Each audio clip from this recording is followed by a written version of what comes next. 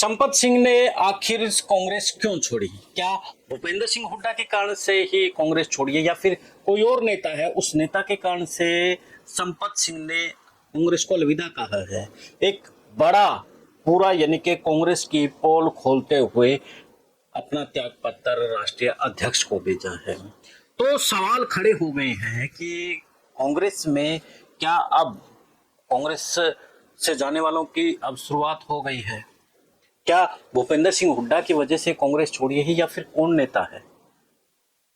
जो खबरें मिल रही हैं, संपत सिंह ने जो कांग्रेस छोड़ी है उसके पीछे जयप्रकाश बताया जा रहा है।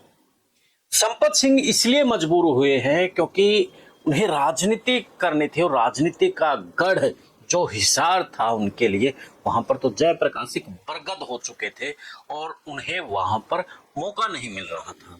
ना उनको टिकट मिल रही थी, ना उन्हें बात कहने का एक मंच मिल रहा था, क्योंकि वहां पर सांसद जयप्रकाश इस कदर सक्रिय हैं कि वो चाह करके भी कुछ नहीं कर पा रहे थे। तो इसलिए संपत सिंह ने जो इस्तीफा दिया है, ये बड़ा कारण बताया जा रहा है।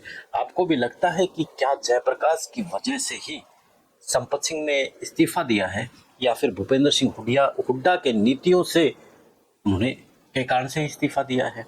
कमेंट करके जरूर बताना साथियों। चलते हैं चर्चा की तरफ, उससे पहले चैनल को फॉलो शेयर और सब्सक्राइब भी करते हैं। सभी नमस्कार, मैं आपके साथ कुलदीप खंडेलवाल और आप देखना शुरू कर चुके हैं द इनसाइडर न्यूज।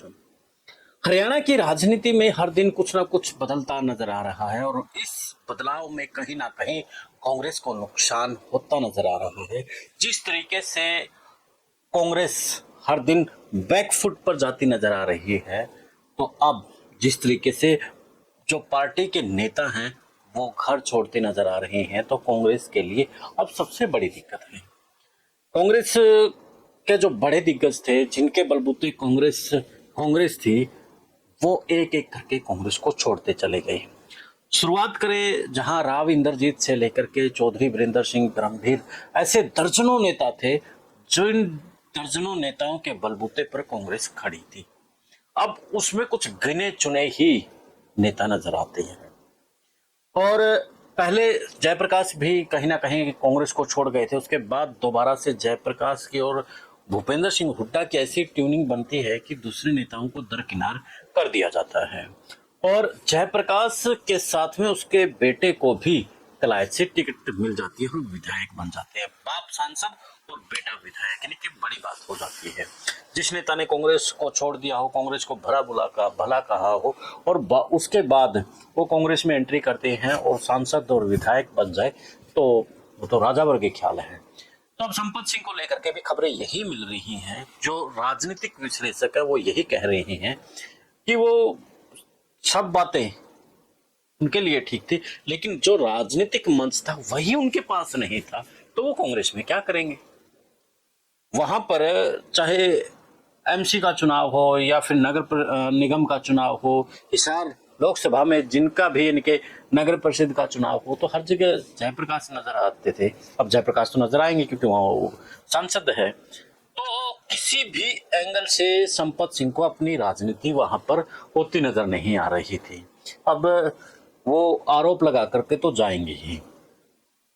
तो संपत सिंह का जो इस्तीफा का सबसे बड़ा जो कारण रहा है, वो यही कारण रहा है कि उसे राजनीतिक मंच नहीं मिल रहा था। अब उसे मंच मिल सकता है दूसरी पार्टी में। अगर वो इनेलो में चले जाते हैं तो उनके लिए तो एक बड़ा मंच वहां पर होगा। वो अपनी बात कह पाएंगे, वो अपनी बात रख पाएंगे, चाहे समस्याओं को लेकर के है, चाहे किसी भी तरीके से है। यानी कि एक राजनीतिक, और जब तक राजनीतिक मंच नहीं मिलेगा तो वो समझेगा नहीं कि ऐसी राजनीति का कोई फायदा नहीं है बिना राजनीतिक मंच के।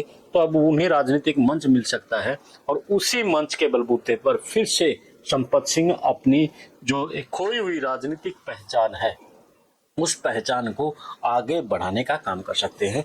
यानी कि ये इस्तीफा का मोटा मोटा जो कारण बताया जा रहा है, जो खोई हुई राजनीतिक पहचान है, उस राजनीतिक खोई हुई पहचान को आगे लाने के लिए इस्तीफा दिया गया है और उसके लिए भूपेंद्र सिंह हुड्डा के साथ वहां के सांसद जयप्रकाश भी एक प्रमुख कारण है।